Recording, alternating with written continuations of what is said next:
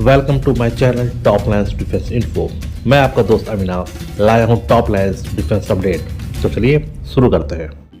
अमेरिकी एयरफोर्स द्वारा शुरू की गई 5th जनरेशन के फाइटर एयरक्राफ्ट की मैन्युफैक्चरिंग और इंडक्शन रेस में अब धीरे धीरे दूसरे कंट्रीज भी शामिल होते जा रहे हैं।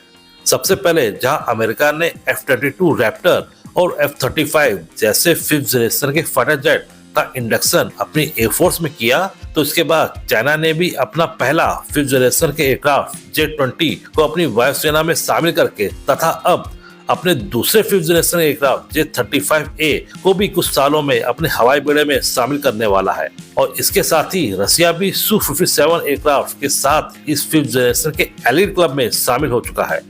इन सबके अलावा भी कुछ और भी देश ऐसे हैं जो कि लगातार अपने एयरफोर्स के लिए 5th जनरेशन के फाइटर जेट को बनाने का प्रयास कर रहे हैं और इन्हीं कंट्रीज में अपना इंडिया भी शामिल है।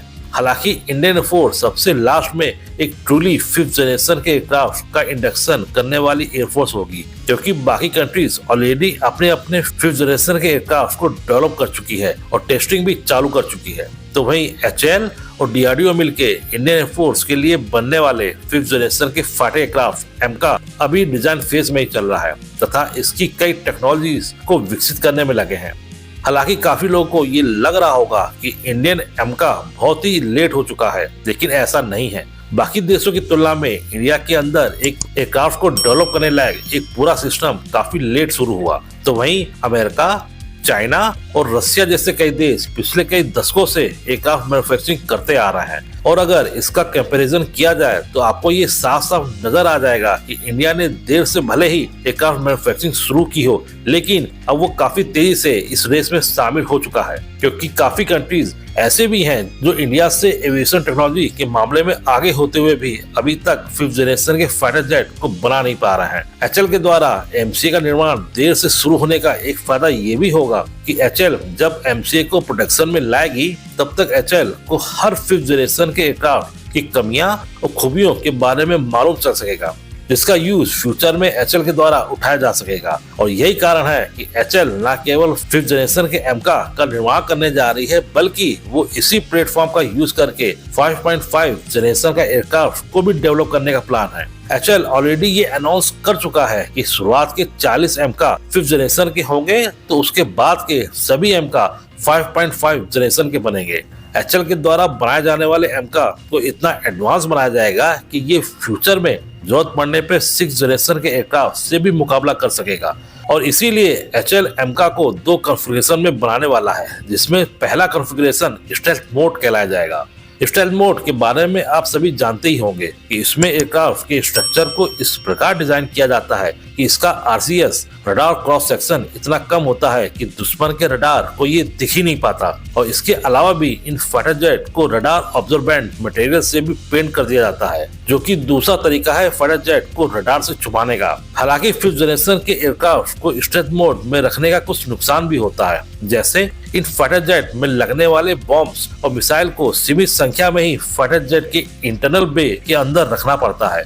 इससे फाइटर जेट की वेपन्स लोड कैपेसिटी तो कम हो ही जाती है, लेकिन अपने मिशन के तहत ये दुश्मन देश के अंदर तक जाके बिना रडार की पकड़ में आए ये अपना दिया हुआ टास्क कंप्लीट कर वापस आ सकते हैं, जो कि किसी दूसरे 4.5 जनरेशन के एयरक्राफ्ट के लिए पॉसिबल नहीं है।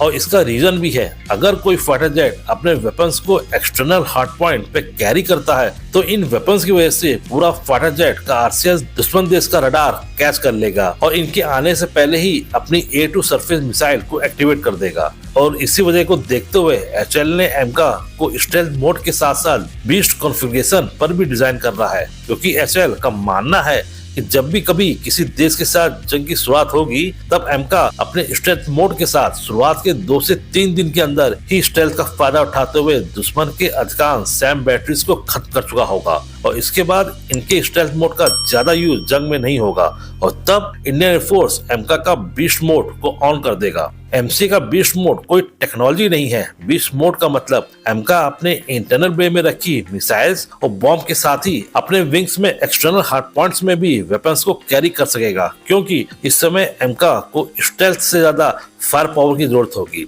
इसको हम इस तरीके से भी समझ सकते हैं कि एमका की टोटल वेपन्स लोड की कैपेसिटी टोटल 5500 1500 किलोग्राम तक की है, जबकि इंटरनल बे में केवल 1500 किलोग्राम तक के हथियार ही ले जाया जा सकता है। तो इस तरीके से बीस्ट मोड में एमका 5500 किलोग्राम तक के बॉम्ब्स और मिसाइल दुश्मन के ऊपर गिरा सकता है। और इस तरीके से एमका स्टेल्थ मोड को जंग के शुरुआती दिनों में, तो वहीं बीस्ट मोड जंग के खत्म होने के समय कर सकता है। हालांकि अमेरिका के F-35 और F-22 भी इसी तरह के कॉन्फ़िगरेशन से लैस है। एमका जब भी प्रोडक्शन में जाएगा तब ये बात तो तय है, ये अपने आसपास के देशों के 5th जनरेशन के फाइटर जेट्स से ज्यादा एडवांस और ज्यादा घातक होगा।